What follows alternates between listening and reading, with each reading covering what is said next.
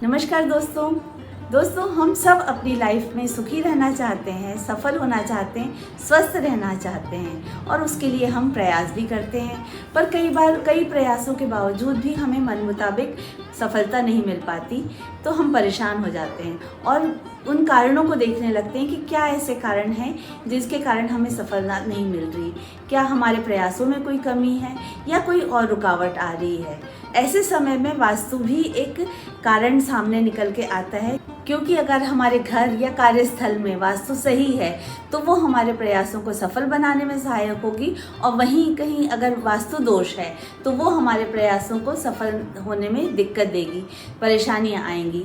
तो इसलिए क्यों ना ऐसे समय आने से पहले ही हम कुछ ऐसे छोटे छोटे प्रयास कर लें जो हमारे प्रयासों को सफल बनाने में सहायक हों और सकारात्मक प्रभाव डालें, क्योंकि वास्तु सकारात्मक और नकारात्मक दोनों प्रभाव डालते हैं। तो सकारात्मक जितने प्रयास करेंगे वास्तु के हिसाब से वो हमें सहायक होंगे, और अगर नकारात्मक हैं तो उन्हें कम करने की कोशिश करें या ऐसी कुछ टिप्स और ट्रिक्स अपनाएं जो नकारात्मक प्रभावों को न्यूट्रल कर दें। तो जय श्री कृष्णा दोस्तों, मैं संगीता सिटोके स्वागत करती हूँ आपके अपने channel my way of life में। तो दोस्तों, आज इन्हीं कुछ ट्रिक्स के बारे में चर्चा करेंगे जो मैंने अपनी लाइफ में अपनाए हैं और बहुत ही सकारात्मक प्रभाव देखे हैं, तो उन्हें मैं आपके साथ भी साझा करना चाहती हूँ।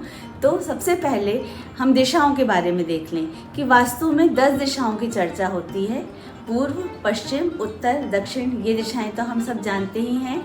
इनके बीच में जैसे पूर्व उत्तर का जो कोण है उसे ईशान कोण कहते हैं, और पूर्व और दक्षिण के बीच का कोण जो है उसे हम आग्नेय कोण कहते हैं। उसके बाद दक्षिण और पश्चिम के बीच का कोण नैऋत्य कोण होता है, और पश्चिम और उत्तर के बीच का कोण वायव्य कोण होता है।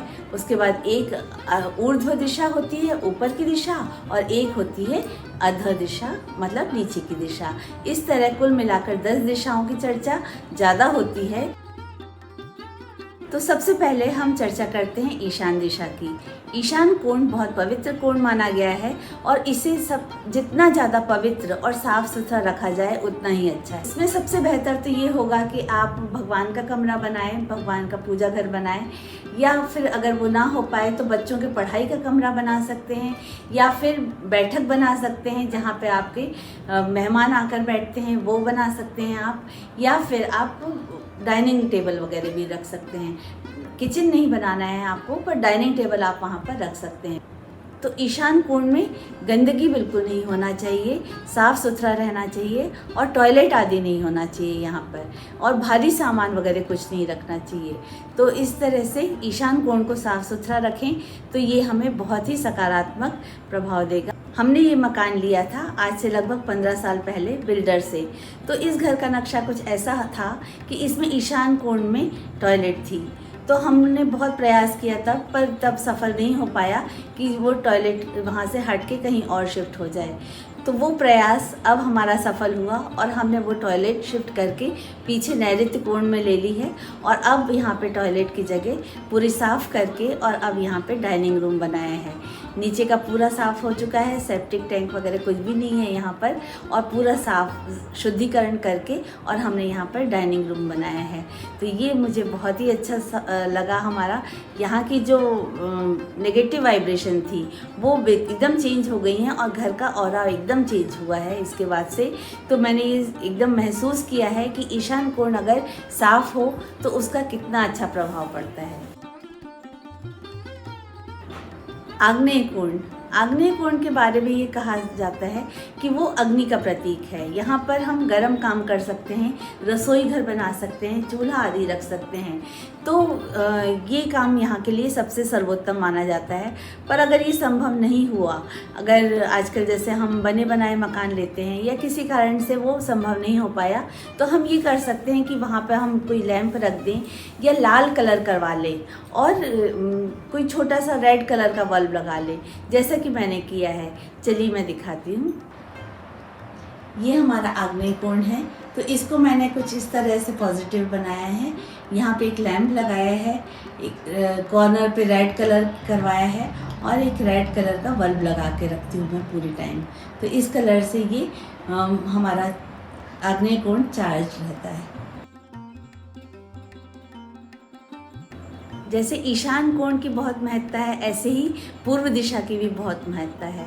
पूर्व दिशा भी साफ़ सुथरी होनी चाहिए। यहाँ पे ग्रीन कलर हो तो बहुत अच्छा है, और अगर यहाँ पे हरियाली हो तो वो सर्वोत्तम है। तो अगर आपका ईस्ट फेसिंग मकान है तो उस पर आप सामने हरियाली जितनी रखेंगे उतना ही अच्छा होगा। घर में आपने जो पूजा घर रखा है वो किचन में ना रखें कभी भी। अगर आप संभव है तो उसका एक अलग ही रूम बनाएं तो बहुत अच्छा है, और उसकी दिशा ऐसी रखें कि पूर्व और पश्चिम की दिशा हो। या तो भगवान का मुंह पूर्व तरफ हो या आपका मुंह पूर्व तरफ होकर पूजा करें, ये सबसे बेस्ट रहेगा। इसके अलावा और कोई दिशा सही नहीं होगी। एक वास्तु टिप ये है कि आप पूरे घर में चेक करें कि आपका कोई भी नल टपक तो नहीं रहा है, क्योंकि अगर ये पानी टपक रहा है तो वो धन हानि का प्रतीक माना जाता है। तो अगर कोई नल ऐसा प्रॉब्लम दे रहा है तो तुरंत प्लम्बर को बुलाएं और उसे रिपेयर कराएं, ताकि आप कोई भी परेशानी से बच सकें। एक वास्तु टिप बाथरूम को लेकर भी है कि अगर आपका बाथरूम अटैच्ड है, रूम से अटैच्ड है या अलग है, जैसा भी है, उसका दरवाज़ा हमेशा बंद रखें, क्योंकि वहाँ से नेगेटिव वाइब्स आती हैं, पॉजिटिव वाइब्स नहीं आती हैं। तो इसलिए उसका दरवाज़ा हमेशा बंद रखें। तो अगली टिप के लिए मैं आपको अपने रसोई घर में ले आई हूँ। जी हाँ, रस से भरी रसोई घर, किचकिच वाली किचन नहीं। तो रसोई घर में अग्नि तत्व और जल तत्व दोनों ही महत्वपूर्ण स्थान रखते हैं। हमें दोनों ही यही रखना होता है। पहले तो गांव वगैरह में हम देखते थे कि पानी के लिए अलग जगह व्यवस्था होती थी और रसोई घर में सिर्फ चूल्हा होता था, पर अब ये संभव नहीं, हमें रसोई घर में ही दोनों रखनी है। तो उसकी व्यवस्था ऐसी करें कि दोनों में पर्याप्त डिस्टेंस रहे, जैसे कि मैंने किया है। आइए देखते हैं। देखिए दोस्तों, ये है मेरा किचन। ये एल शेप का प्लेटफॉर्म है इसमें। तो इस तरफ मैंने पानी की व्यवस्था कर दी है और दूसरी तरफ मैंने गैस का चूल्हा रखा है। तो इस तरह से प्रॉपर डिस्टेंस है चूल्हे में और पानी की व्यवस्था में। तो ये जल तत्व और अग्नि तत्व को थोड़ा डिस्टेंस मिल जाता है। तो मित्रों, रसोई घर से जुड़ा ही एक और वास्तु टिप है जो आपने हमेशा हमारे बड़े बुजुर्गों से, माओं से कहते सुना होगा कि रात्रि में रसोई घर हमेशा साफ सुथरा होना चाहिए। कभी भी गंदा रसोई ना छोड़ें सोते समय, क्योंकि इसी समय कीड़े मकोड़े, कॉकरोच आदि आने की संभावनाएं बढ़ जाती हैं। तो ये बहुत बड़ा वास्तु दोष हो जाता है अगर गंदा किचन हो। तो रात्रि में हमेशा साफ रसोई छोड़ें और झूठे बर्तन इसमें कभी ना छोड़ें। अगर बाहर व्यवस्था हो तो बाहर कहीं रख दें, पर रसोई में ना छोड़ें। तो मित्रों, हम संक्षेप में एक बार फिर से देख लेते हैं वो वास्तु नियम जो हम दैनिक जीवन में यूज कर सकते हैं। ईशान कोण को हमेशा साफ रखें एवं पवित्र रखें। आग्नेय कोण में हमेशा रसोई घर होनी चाहिए, और अगर ना हो पाए तो वहां पर लाल रंग का प्रयोग करें। पूर्व दिशा में हरियाली हो तो बहुत अच्छा है, और अगर ना हो पाए तो हरे रंग का प्रयोग करें। घर का मंदिर पूर्व पश्चिम दिशा में होना चाहिए। घर में चेक कर लें कोई भी नल खराब ना हो जो बंद करने पर पानी टपके। अगर ऐसा है तो ठीक करवा लें। बाथरूम के दरवाजे हमेशा बंद रखने चाहिए, चाहे वो कमरे के साथ हों या अलग हों। रसोई घर में चूल्हे तथा पानी के बीच में पर्याप्त दूरी होनी चाहिए। रात्रि में रसोई घर साफ रखें एवं झूठे बर्तन ना छोड़ें। तो ये थी वो कुछ वास्तु टिप्स जो मैंने अपनाई और उनके बहुत ही पॉजिटिव इफ़ेक्ट्स देखे, इसलिए मैं आपके साथ भी साझा करना चाहती थी। कैसी लगी आपको वीडियो ज़रूर बताइएगा, और हेल्थ सीरीज़ को इतना अप्रिशिएट करने के लिए, इतना पसंद करने के लिए बहुत बहुत धन्यवाद।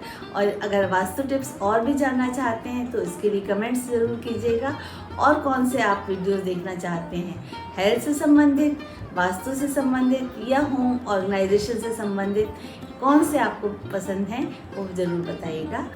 तो इस वीडियो में कुछ भी पसंद आया हो तो लाइक ज़रूर कीजिएगा, फ्रेंड्स एंड फैमिली में शेयर कीजिएगा, और चैनल को सब्सक्राइब नहीं किया है तो जल्दी कर लीजिए, और बेल आइकन को दबाना मत भूलिएगा ताकि नोटिफिकेशन आपको जल्दी मिल जाए। तो मिलते हैं एक अच्छे, इंटरेस्टिंग और इन्फॉर्मेटिव वीडियो के साथ। तब तक के लिए धन्यवाद। जय श्री कृष्णा।